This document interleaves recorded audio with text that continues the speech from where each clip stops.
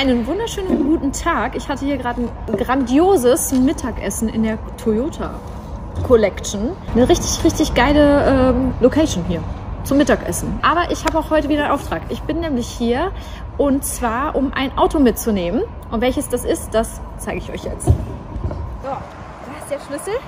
GR steht für Gazoo Racing. Und welches Auto sich hinter diesem Schlüssel befindet, seht ihr hier. Und zwar der Toyota GR Yaris. So, damit ich jetzt nicht noch länger im Regen stehen muss, steige ich erstmal ein und dann erzähle ich euch ein bisschen was über das Auto. Ja, und wer sich jetzt denkt, was hat dieser normale Yaris hier auf Sophias Kanal zu suchen, ist doch kein Sportwagen. Falsch gedacht, liebe Leute. Vergesst alles, was ihr über den normalen Toyota Yaris wisst. Denn der GR Yaris hat rein gar nichts mehr oder fast so gut wie gar nichts mehr mit dem normalen Toyota Yaris zu tun.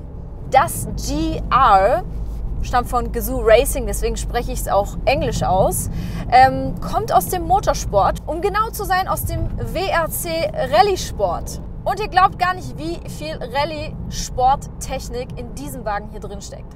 Ich hatte schon das Vergnügen, den Wagen in Portugal letztes Jahr auf der Rennstrecke als Vorserienfahrzeug zu testen und war auch direkt begeistert. Vielleicht habt ihr es damals in meinen Instagram-Stories vor ungefähr einem Jahr verfolgen können. Ja, wir kommen hier von der Rennstrecke aus Estoril.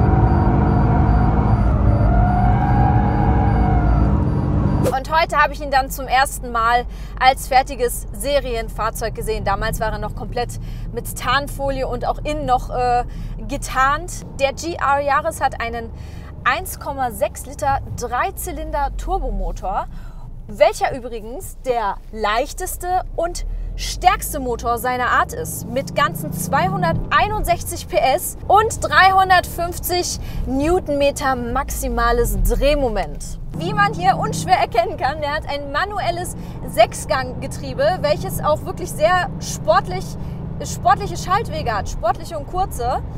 Also lässt sich sehr angenehm fahren und man kann die Gänge auch sehr schön ausfahren, wenn man dann doch mal ein bisschen zügiger fahren will. Ja, der Sound, den man hier hört, der kommt übrigens von den Lautsprechern. Der Sound wird im Motorraum aufgenommen und durch die Lautsprecher hier in den Innenraum rein verstärkt. Von 0 auf 100 schießt er in 5,5 Sekunden und ist elektronisch abgeregelt bei 230 km/h Höchstgeschwindigkeit. So, jetzt haben wir aber schon mal ein bisschen warm gefahren. Jetzt können wir hier mal ein bisschen Richtung Autobahn Gas geben. Der geht echt ab, der Wagen, Leute. Und das Beste habe ich euch ja noch gar nicht erzählt. Der Wagen hat ein Allradsystem. Das macht das Ganze natürlich noch wesentlich spannender. Und den Allradantrieb, den kann man über 3 verschiedene Fahrmodi auch noch beeinflussen. In dem ganz normalen Modus bzw. Komfortmodus fährt der Wagen ungefähr 60% auf der Vorderachse. Im Sportmodus fährt der Wagen bis zu 70% auf der Hinterachse. Und im Track-Modus ist das Verhältnis 50-50 auf Vorder- und Hinterachse verteilt. Also das ist Wahnsinn, was aus dem kleinen Flitzer hier rauszuholen ist.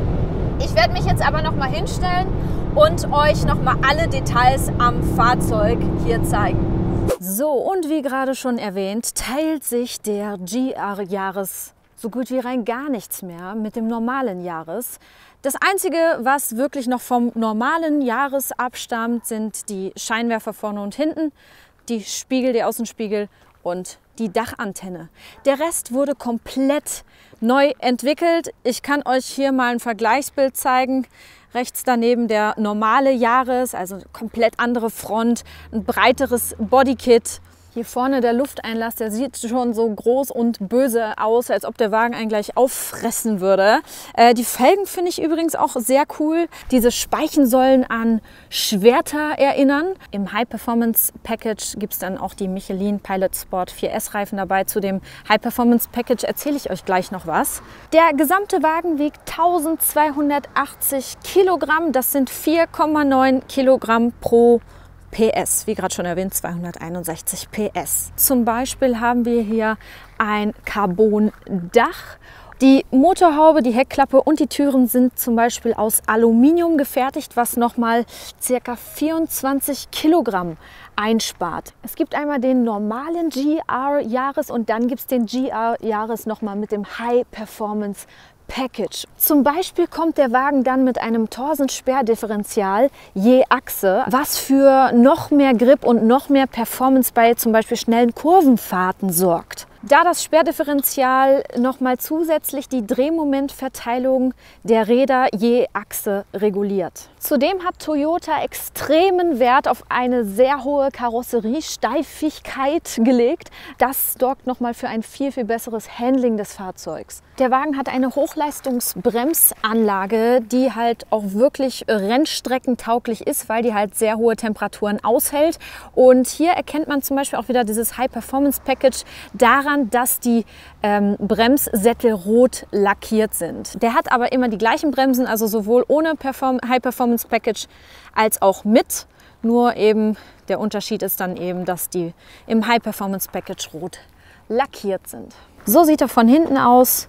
Jeweils auf jeder Seite ein Endrohr. Das Dach ist sogar etwas tiefer, ein paar Millimeter tiefer als beim normalen Yaris. So wie gerade auch schon erwähnt, hat er ein Carbondach, was natürlich durch die Gewichtsreduktion auch nochmal für einen besseren Schwerpunkt nach unten hin sorgt. Wir wollen aber auch mal sehen, wie das gute Schätzchen hier drin nochmal aussieht.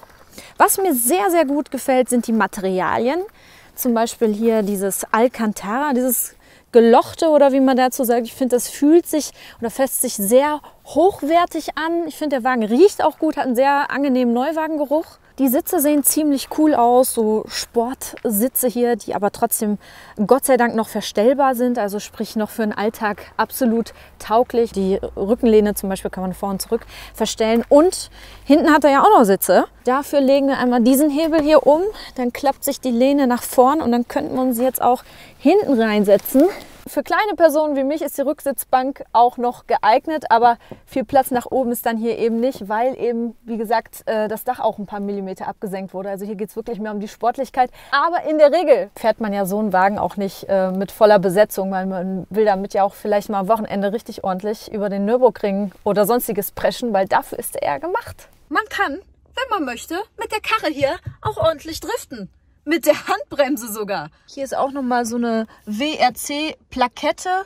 Der IMT-Button. Ich weiß jetzt gar nicht, wofür das steht. Ich schreibe es mal hier bei. Auf jeden Fall, der ist fürs Zwischengas gedacht. Was dafür sorgt, dass man beim Schalten auch nochmal ein bisschen sportlicher vorwärts kommt. Hier gibt es ein relativ großes Display, muss ich sagen. Also wirklich echt groß. Das funktioniert sowohl mit Touch als auch mit diesen Buttons hier. Ich bin sogar ja immer noch ein Fan von so richtigen Knöpfen. Also bei mir muss in einem Auto nicht alles nur Touch sein, weil ich finde, wenn man weiß, wo die Knöpfe liegen, die man drücken will, dann kann man das auch ohne bei der Fahrt dorthin zu schauen. Bei einem Display, finde ich, muss man immer irgendwie hinschauen, lenkt natürlich vom Fahren ab. Deswegen finde ich super, dass man hier mit diesen Buttons halt auch noch alles genauso wie auf dem Touch hier bedienen kann. Und hier sind die Fahrmodi-Einstellungen. Drehe ich nach links, stellt auf Sport, drehe ich nach rechts auf Track und einmal drücken ist wieder die normale Einstellung. Ja, hier kann ich mir im Display auch noch einige Sachen anzeigen lassen. Zum Beispiel diese Anzeige hier und zwar das Allradsystem. Diese Einstellung hier zeigt mir nämlich an, wie viel Antrieb auf welcher Achse ist. Zum Beispiel, wenn ich jetzt komplett 50-50 Antrieb habe auf die Achsenverteilung, dann sehe ich quasi hier, wie die Balken blau werden, dementsprechend auf jeder Achse gleich. Das kann aber natürlich auch unterschiedlich sein, wenn er zum Beispiel mehr Antrieb auf der Vorder- oder mehr Antrieb auf der Hinterachse hat. Und das zeigt er einen dann hier in dem Moment passgenau an. Jetzt habe ich hier das Glück und konnte mal aufs Fahrsicherheitszentrum hier in Olpe. Und hier gibt es eine freie Fläche, natürlich alles abgesperrt. Und hier kann ich jetzt mal ein bisschen ausprobieren, was man eigentlich mit dem Wagen abseits von der normalen Straße machen kann. Und dafür drücken wir einmal diesen Knopf hier, ESP Off. Und wir haben ja hier noch eine richtig ordentliche Handbremse. Und was man mit der so machen kann, das zeige ich euch jetzt.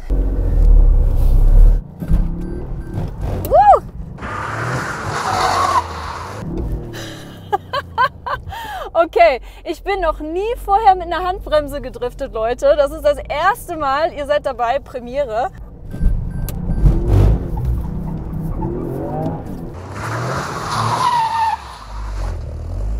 Es macht einfach nur Bock.